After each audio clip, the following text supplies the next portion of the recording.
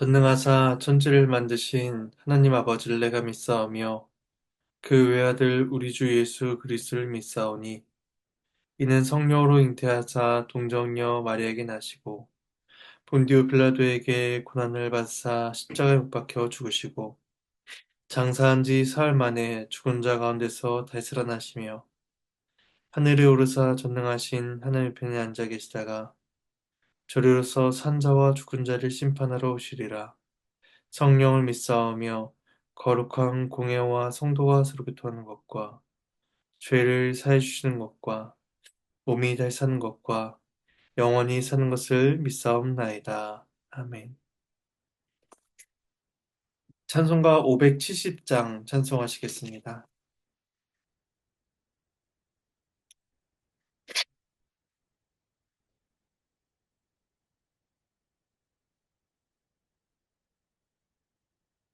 찬송가 570장 1절과 3절을 찬송하시겠습니다. 함께 찬송합니다.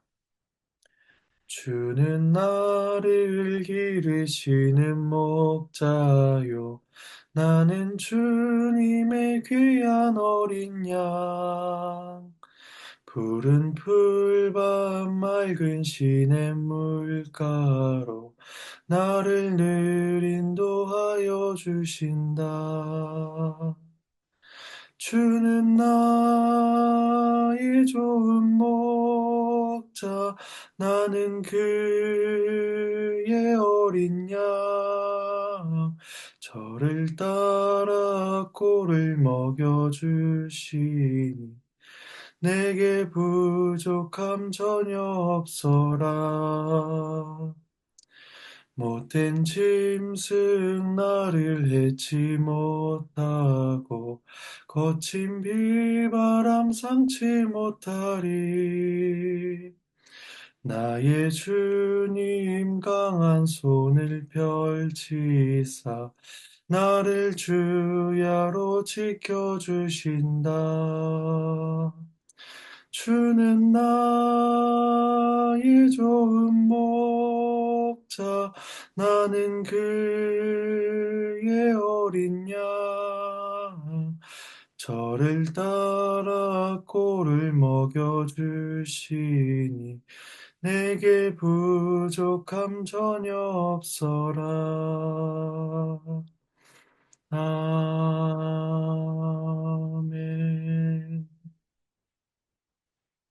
함께 보실 말씀은 호세아 11장입니다. 구약성경 호세아 11장 1절에서 11절까지의 말씀입니다.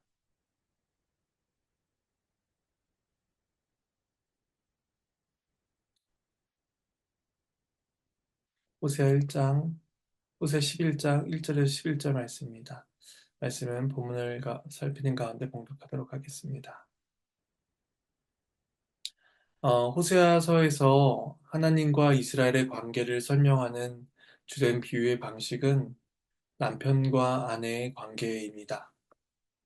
그러나 오늘 본문에서는 부부 관계가 아니라 부모와 자녀의 비유로서 그 언약 관계가 묘사되고 있습니다. 세상의 부모가 자녀를 사랑하여 그 아이의 인생을 포기할 수가 없듯이 하나님께서 이스라엘을 내 아들이라고 부르시며 자녀를 향한 사랑과 애정을 베풀고 계시다는 사실을 보여줍니다. 하지만 이스라엘은 지속적인 반항과 불순종을 행하였고 그들의 아버지인 하나님을 멀리합니다. 하나님께서 이러한 이스라엘을 어떻게 대하셔야 했을까요? 오늘 본문은 하나님의 사랑과 긍휼이 크고 무한하다라는 사실을 거듭해서 보여줍니다. 이 말씀을 통하여서 우리에게 베푸시는 하나님의 인자하심을 묵상할 수 있기를 소망합니다. 먼저 1절에서 4절은 이스라엘을 자녀처럼 사랑하신 하나님에 대해서 말씀하고 있습니다. 말씀을 봉독하겠습니다. 이스라엘이 어렸을 때에 내가 사랑하여 내 아들을 애굽에서 불러냈거늘 선지자들이 그들을 부를수록 그들은 점점 멀리하고 바알들에게 제사하며 아로새긴 우상 앞에서 분향하였느니라. 그러나 내가 에브라임에게 걸음을 가르치고 내 팔로 안았음에도 내가 그들을 고치는 줄을 그들은 알지 못하였도다.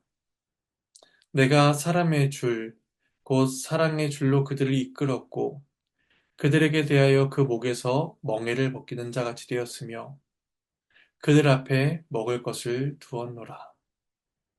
하나님은 이스라엘 내 아들이라고 부르시며 그들을 애굽에서 불러낸 시절을 언급하십니다.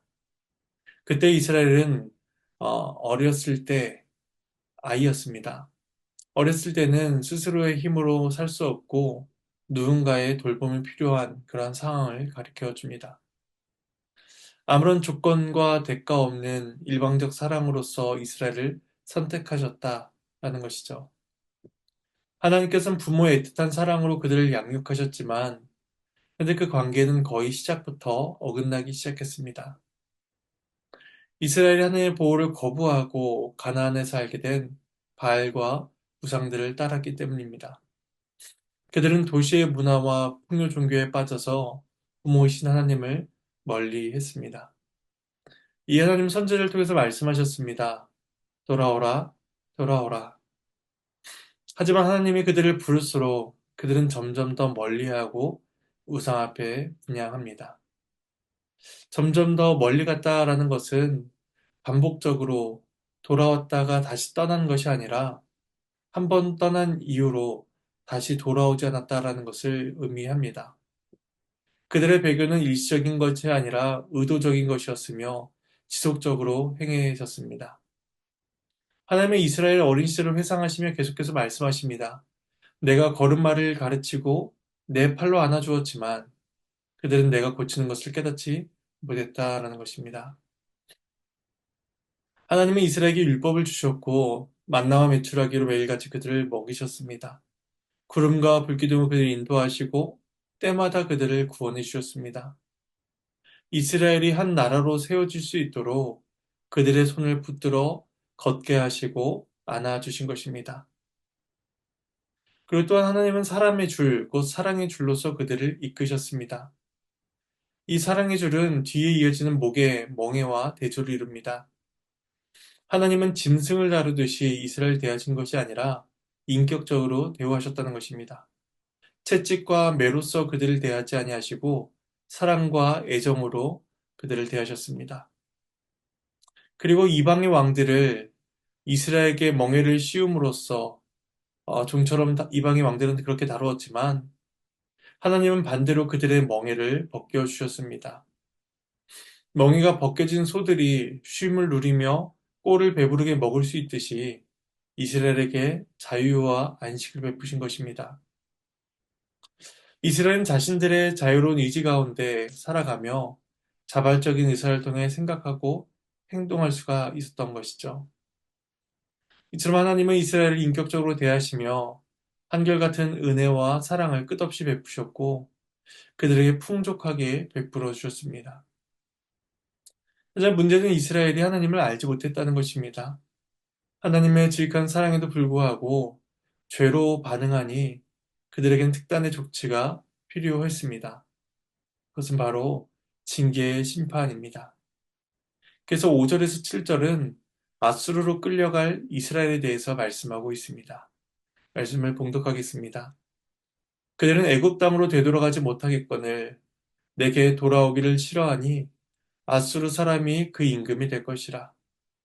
칼이 그들의 성읍을 치며 빗장을 깨뜨려 없이 하리니 이는 그들의 계책으로 말미암음이니라. 내 백성이 끝끝내 내게서 물러가나니 비록 그들을 불러 위에 계신 이에게로 돌아오라 할지라도 이러한 자가 하나도 없도다.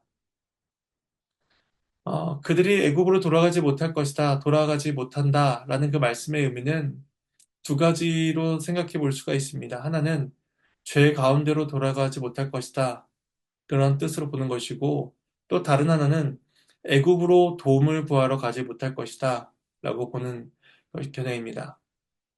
어떤 것이 되었든 어찌되었든 애굽으로 되돌아간다는 것은 부정적인 의미를 가지고 있습니다. 이스라엘은 하나님께 나와 의 가운데 살아야 하고 하나님만을 의지하면서 살아야 했습니다. 하지만 그들은 하나님께 돌아오기를 싫어했고 하나님이 아니라 자꾸 이방 나라들, 그러한 사람들을 의지하며 살아가기를 원했습니다. 그래서 하나님께서는 그들이 애굽으로 돌아가지 못할 것이고 아수르에 의해서 지배를 받게 될 것이다 라고 선언하십니다. 그래서 칼이 그들의 성읍을 치며 빗장이 깨뜨려지게 됩니다. 그들의 계책이 아무런 소용이 없어지게 됩니다.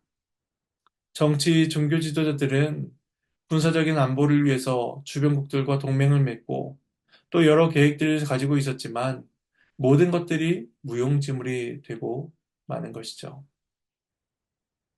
그런 이스라엘을 보면서 하나님께서 탄식하십니다. 내 백성이 끝끝내 물러가나니. 마치 하나님을 떠나는 것에 모든 목적이 있는 사람들처럼 이스라엘은 하나님을 떠난 일에 몰두합니다. 끝끝내 물러갔다라는 것은 그들이 지속적으로 하나님을 떠났다라는 것을 의미하며 동시에 그들이 마지막까지도 끝끝내 하나님을 떠났다라는 그런 최종적인 의미를 보여주기도 합니다. 바로 앞에 6절에서 그들의 성읍과 빗장이 깨지며 아수르에 의해서 정복되는 장면이 기술되고 있는데 바로 그때까지도 그들이 하나님에게서 끝끝내 물러갔다, 떠나갔다라고 말씀하고 있는 것입니다. 우리가 위급하다고 해서 또 마지막 순간이라고 해서 그 사람이 회개하지 않습니다. 끝끝내 마지막 순간까지도 하나님을 의지하지 않고 하나님에게서 물러갑니다. 하나님께는 그렇게 여호와를 떠나가는 자들을 향해서 돌아오라, 위에 계신 이에게로 돌아오라 라고 선제들을 통해 외치시지만 이스라엘은 아무런 반응을 보이지 않습니다. 이 정도면 하나님과 이스라엘 간의 이야기는 다 끝난 것 같습니다. 하나님과 이스라엘 사이의 언약 관계는 완전히 종결되었고, 우리 하나님께서 저를 새로운 대상을 가지고 새로운 사랑을 시작하시는 것이 더 낫겠다라고 생각됩니다. 하지만 이스라엘 향한 하나님의 사랑은 이 순간에서도 끝나지 않고 있음을 보여주십니다. 그래서 8절과 9절은 불변하신 하나님의 사랑을 보여줍니다. 말씀을 봉독하겠습니다. 에브라임이여 내가 너를 어찌 놓겠느냐 이스라엘이여 내가 어찌 너를 버리겠느냐 내가 어찌 너를 아들마같이 놓겠느냐 어찌 너를 수보임같이 두겠느냐 내 마음이 내 속에서 돌이키어 나의 긍휼이 온전히 불붙듯 하도다. 내가 나의 맹렬한 진노를 나타내지 아니하며 내가 다시는 에브라임을 멸하지 아니하리니 이는 내가 하나님이요 사람이 아님이라. 네 가운데 있는 거룩한 이니 진노함으로 내게 임하지 아니하니라. 이스라엘이 하나님께 돌아오는 것은 불가능합니다. 그러나 멸망의 심판이 하나님께서 원하시는 결과는 아니었습니다. 신명기 율법에서는 부모에게 불순종하는 패역한 자녀는 성문으로 끌고 가 모든 사람이 돌로 쳐 죽이라 라고 명하고 있습니다. 그것이 하나님의 공의입니다. 그렇다면 하나님께 패역한 이스라엘은 돌로 맞는 것이 아니라 진멸당하기에 마땅했습니다. 하지만 하나님께서는 공의를 넘어선 무조건적인 사랑과 공의를 또다시 베풀고 계십니다. 그 8절에서 하나님의 사랑이 수학적 질문을 통해서 묻어나고 있습니다.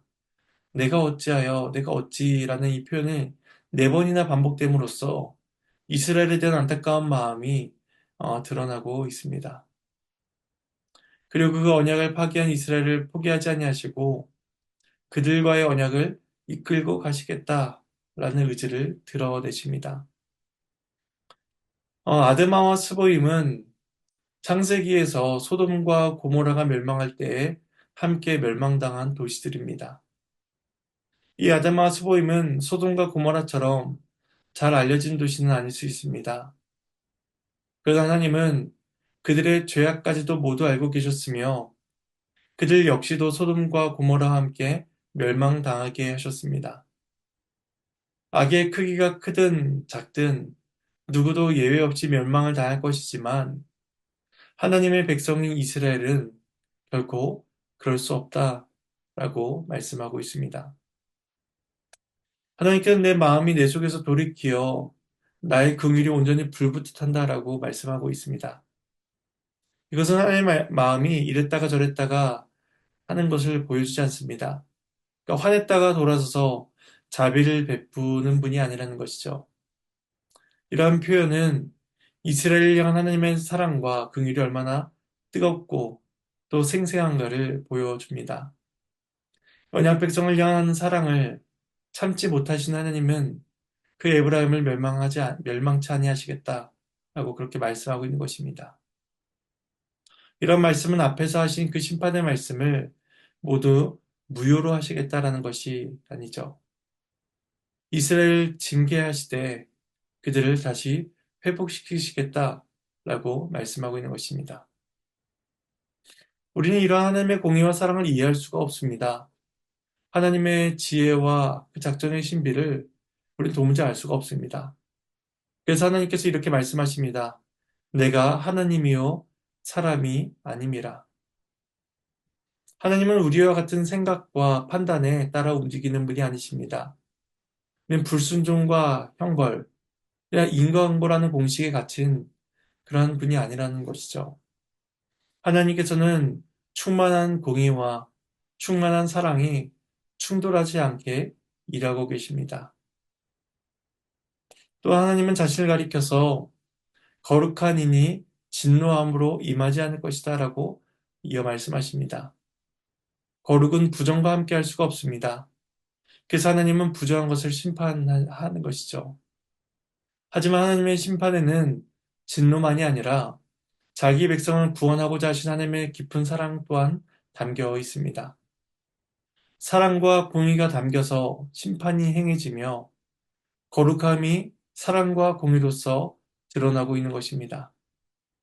그래서 하나님께서는 거룩한 분으로서 진노의 심판을 행하지 아니하시고 또한 이스라엘을 긍휼히 여겨 주시는 것입니다. 그래서 마지막 10절과 11절에서는 이스라엘의 회복에 대해서 말씀하고 계십니다. 마지막 단락을 봉독하겠습니다. 그들은 사자처럼 소리를 내시는 여호와를 따를 것이라. 여호와께서 소리를 내시면 자손들이 서쪽에서부터 떨며오되 그들은 애굽에서부터 새같이 아수르에서부터 비둘기같이 떨며오리니 내가 그들을 그들의 집에 머물게 하리라. 나 여호와의 말이니라. 하나님의 말씀입니다. 하나님께 감사합니다. 여기에서 소개된 하나님의 이미지는 부르짖는 사자의 이미지입니다. 앞서 5장 14절에서는 사자처럼 에브라임을 움켜쥐고 사자처럼 그들을 징계하실 것이다 라고 말씀하셨는데 여기에서는 이방 민족 가운데 흩어진 이스라엘 구원하시기 위해서 하나님께서 사자처럼 부르짖으며 포효하신다 라고 말씀하고 있는 것입니다. 하나님께서 소리를 내실 때에 이스라엘은 떨며 애굽에서 새처럼 올 것이고 아수르에서 비둘기같이 날아오게 될 것입니다. 이때 두려움과 떨림은 그 공포스러운 두려움이 아니라 긍휼의 크심에 대한 떨림입니다. 경외심에서 비롯된 떨림을 보여주고 있는 것입니다. 또한 서쪽과 애굽, 아수르라는 이 장소적인 표현들은 사방으로 흩어졌던 이스라엘이 돌아오게 될 것임을 보여주고 있으며 또한 새와 비둘기같이 온다라는 이 표현들은 그들이 신속하게 돌아오게 될 것을 보여준다라고 할 수 있습니다. 하나님께서 이스라엘을 불러 모으사 그들의 집에 거주하게 하실 것입니다. 그 집은 하나님께서 이스라엘에게 약속하신 가나안 땅이며 또한 하나님께서 함께 하시는 집입니다. 어린 자녀가 집에서 부모의 양육을 받듯이 이스라엘은 이제 그들의 집으로 돌아와 아버지이신 하나님의 돌보심을 받게 될 것입니다. 하나님께서는 이것을 여호와의 말씀이다라고 확증하여 주시며 그 일이 분명히 일어날 것을 선언하십니다. 하나님께서 오늘 본문을 통해서 이스라엘을 보호하고 또 치유하시며 양육하시는 아버지의 사랑을 보여주고 계십니다. 그리고 그 사랑은 우리의 상식과 이해를 뛰어넘습니다. 이 정도면 포기할 법한데, 이 정도면 내칠 법도 한데, 하나님께서는 이스라엘과 그 선택한 자들을 포기하지 아니하십니다. 그분은 하나님이시요 우리와 같은 사람이 아니시기 때문입니다. 우리 이 하나님의 사랑을 그리스도 안에서 매일같이 확인하게 될 것입니다. 그리스도 안에서 하나님께서 우리에게 베푸시는 그 무한한 사랑을 우리가 알고 또 우리 또한 그러한 사랑으로서 하나님을 사랑할 수 있도록 노력하고 애써야 할 것입니다. 이런 하나님과의 사랑이 오늘 우리의 삶 가운데 가득 넘치기를 소망합니다. 제가 잠시 기도하도록 하겠습니다. 하나님의 은혜에 감사를 드립니다. 죄 가운데 징계받고 심판받고 어떻게 보면 유기받아야 될 마땅한 자들이 하나님의 그 크고 무한하신 사랑 앞에 용서받고 하나님의 자녀로서 살아가게 됩니다. 그 사랑으로 인하여 우리 역시 지금 하나님의 자녀가 되었고 또 그 사랑으로 인해 우리가 매일같이 하나님의 은혜의 말씀을 들으며 그 사랑 가운데 살아갑니다. 그 사랑을 우리가 늘 묵상하게 하시고 그리스도 안에서 드러난 그 은혜의 크심을 기억하며 찬송 들리게 하여 주시옵소서. 내일의 삶 속에서 그 사랑을 확인하게 하여 주시옵시고 또 특별히 내일 주일에 주의 몸된 교회로 모일 때에 그 사랑을 더욱더 확증받으며 또 모두 모여 하나님께 예배하게 하여 주시옵소서. 내일 교우들이 교회로 모이는 그 시간 속에서 하나님께서 오고 가는 길을 붙들어 주시고 모든 교우들이 교회로 나올 때에 기쁜 마음과 자원하는 마음과 또 말씀을 소망하며 기대하는 마음으로 나오게 하셔서 말씀과 예배와 친교의 시간 가운데 은혜 베푸신 하나님의 심을 또한 경험케 하여 주시옵소서. 감사를 드리옵고 이 모든 말씀 예수님의 이름으로 기도합니다. 주님께서 가르치신 기도로 마치겠습니다. 하늘에 계신 우리 아버지여 이름이 거룩히 여김을 받으시오며 나라가 임하시오며 뜻이 하늘에서 이루어진 것 같이 땅에서도 이루어지리이다. 오늘 우리에게 일용할 양식을 주시옵고 우리가 우리에게 죄진 자를 사하여 준 것 같이 우리 죄를 사하여 주시옵고 우리를 시험에 들게 하지 마시옵고 다만 악에서 구하시옵소서. 나라와 권세와 영광이 아버지께 영원히 싸움나이다. 아멘.